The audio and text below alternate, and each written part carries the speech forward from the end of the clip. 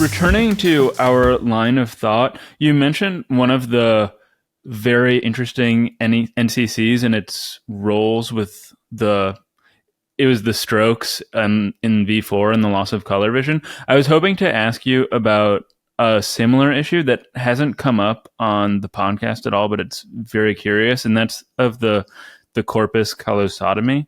So the severing of the corpus callosum, which is the bridge between the brain's two hemispheres. What do the results of these procedures suggest about the basis of consciousness or its nature? Yeah, it's really quite intriguing. So your brain has two hemispheres, a left and a right hemisphere, and the two are connected by a cable that we call the corpus callosum. The cable has roughly 200 million, 225 million axons. A little bit bigger in women than men. Their brains, their hemispheres are slightly better connected than men's in general. And there were surgeries done a few decades ago for patients who had intractable epilepsy that couldn't be treated with drugs. And in cases where it was life-threatening and the quality of life was terrible, they resorted to some serious surgeries. I actually knew one of the surgeons who did this, Joe Bogan, a friend of mine. And what Joe and other surgeons involved in this would do is they would take off the skull cap a little bit and take a scalpel and cut this band of fibers between the left and right hemisphere and the corpus callosum. Sometimes it would be the entire corpus callosum, but sometimes they'd only cut a part if they could get away with it, trying to do the minimal amount of damage they could to. The idea was that if you, say, had an epileptic focus, a bad area of the brain, say in the left hemisphere, that was causing the epileptic seizure, if you cut the corpus callosum, you could prevent the haywire electrical activity of the left hemisphere from spreading to the right hemisphere. So the right hemisphere could stay conscious and alert and help the person, get through. But if the right hemisphere goes under, then you just collapse, you have, convulsions, whatever it might be. It could be life-threatening. So the surgery, you can see it was a radical surgery. It was desperate, but it worked. It was a clinical success. It actually reduced the frequency and severity of the epileptic seizures. So it was a clinical success. But Roger Sperry and others who studied these patients discovered that they had some very interesting dissociations of their consciousness. So I won't go into all the details, but what I will say is that the left hemisphere has a different consciousness than the right hemisphere, and even a different personality. So my friend V.S. Ramakandran, who studied some of these, he talks about one patient in which the left hemisphere believed I think the left hemisphere believes in God and the right hemisphere is an atheist. Right? They have different religious beliefs. The left hemisphere wanted to have a desk job, and the right hemisphere wanted to be a race car driver. And so you can actually the two hemispheres are so separate in their knowledge that they can play 20 questions.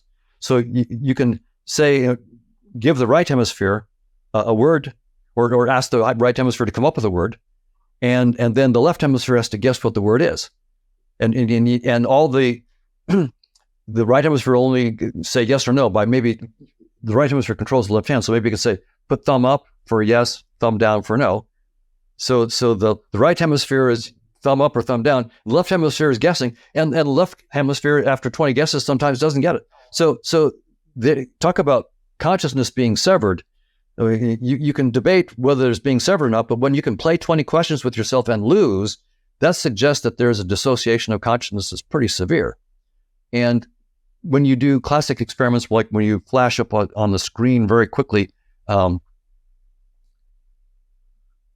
two words like the phrase key ring. So key, you're looking straight ahead, and key is to the left of where you're looking, and ring is to the right of where you're looking.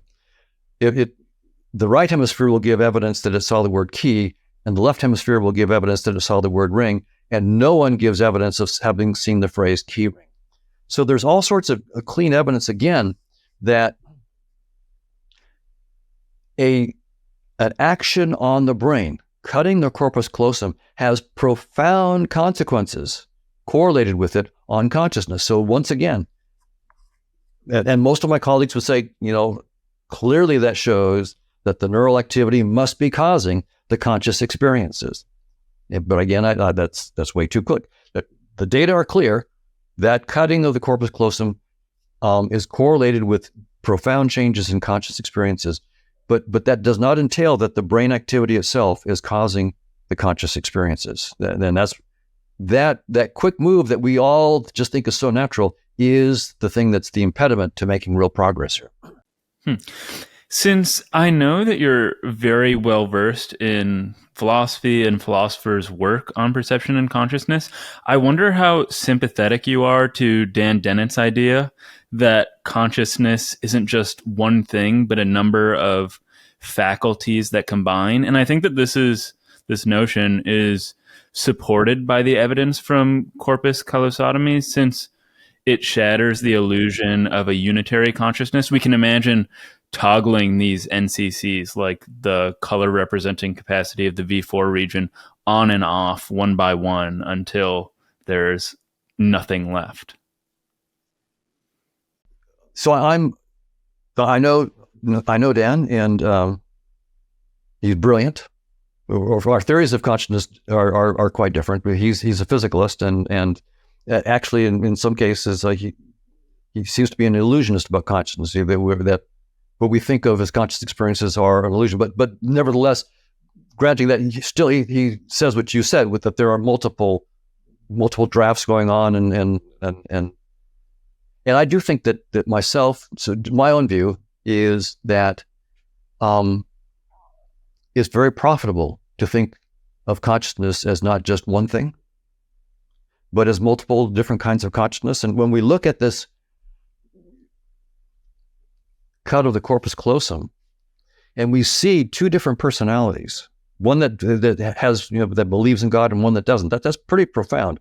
Different changes, different goals in life for their jobs, but those are profound differences in consciousness. So I think it's very useful for us as scientists to think about consciousness as being divisible, profitably using mathematical models in which we view consciousness as being divisible. And the mathematical model that my conscious agent model does just that. It's talking about what we call separate conscious agents. It's also true that mathematics entails that ultimately there's just one consciousness. And these are all the separate consciousnesses are in some sense projections of one consciousness mathematically. And that's just a theorem that follows from our mathematical model. So I started off, I didn't feel smart enough to get a mathematical model of one ultimate consciousness, but I thought I could start off with little mathematical models of smaller consciousnesses and work my way up. And that mathematical model did say that when you have more than one conscious agent, even if they're not interacting, just what we call their tensor product satisfies the definition of being a conscious agent. So it's another conscious agent. And so that leads you very quickly to the conclusion that there's one conscious agent, right? Take as many, say I have a countable infinity of conscious agents.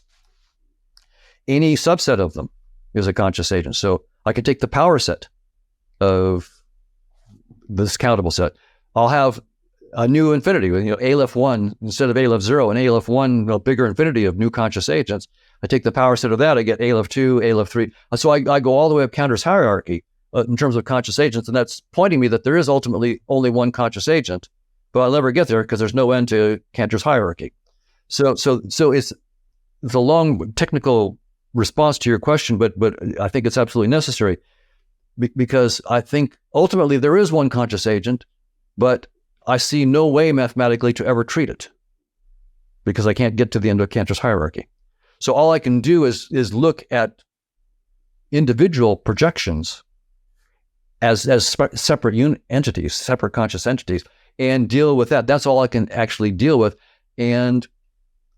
But somehow this combination has to be taken seriously. And I'm thinking quite a bit about that. Somehow these separate projections, when you look at their interactions, it really is, take seriously the idea that there really is a new entity, a new consciousness, a useful unit of consciousness nevertheless just a projection of this deeper infinite. So I'm talking informally. Ultimately, what we have to do, and we can't do it, of course, on the podcast, is look at the mathematics and say, here's what. Sure, I understand. That's Siri giving her a bit. So have all we can do as scientists is we can take the kind of informal discussions we're having right now and say, okay, let's make it mathematically precise and see what it means to talk about these individual consciousnesses. And the best I can say right now is that what it means is there is this one consciousness, but there are useful projections to smaller consciousnesses, and it's useful analytically and theoretically to talk about them and to talk about their combination, in part because we can never analytically describe the one. So we have to do what we can do.